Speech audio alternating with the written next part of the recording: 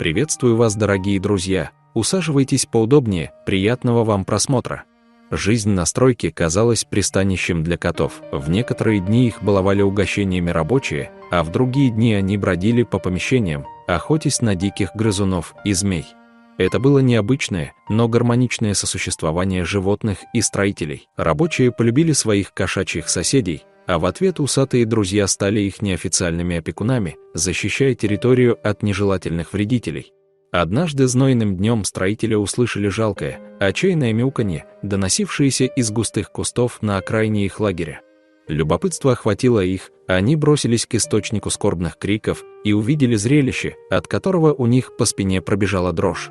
Там, окруженный удушающими кольцами грозного питона, находился кот по имени Викерс. Змея, тело которой плотно обвелось вокруг молодого кота, казалась решительной, а кот выглядел измученным, его некогда пламенный дух почти угас. Ни секунды не колеблясь, отважные строители поняли, что им нужно любыми способами спасти своего пушистого друга. Питон, почувствовав вторжение, слегка развернулся и открыл грозную пасть, готовый нанести удар по этим непрошенным свидетелям. Но строителей было нелегко сдержать. Хватая все, что они могли найти, от стальной арматуры до строительных инструментов, они безжалостно обрушивали удары на змею, заставляя ее ослабить хватку. Кота, теперь обмякшего и безжизненного, аккуратно положили на подстилку из сухих листьев. Как позже рассказывали строители, по глазам Викерса было ясно, что он еще жив, но его духом овладела явная паника.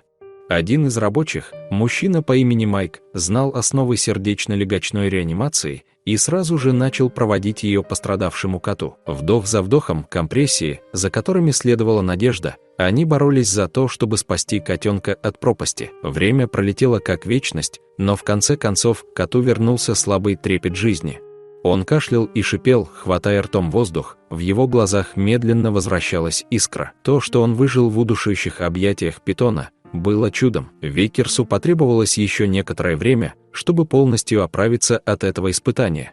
После этого он жадно пожирал рыбу и еду, подаренную его спасителями. Немедля ни секунды, кот отправился в путь, следуя своим инстинктам и невысказанному зову сердца. Он искал Страйпса, своего верного товарища, который уже около полудня не появлялся на стройке. Если вам понравилась эта удивительная история, ставьте лайк, подписывайтесь на канал и делитесь им со своими друзьями. Ну и, конечно, не забудьте нажать на колокольчик, чтобы не пропустить новые интересные истории. Всем пока и до новых встреч!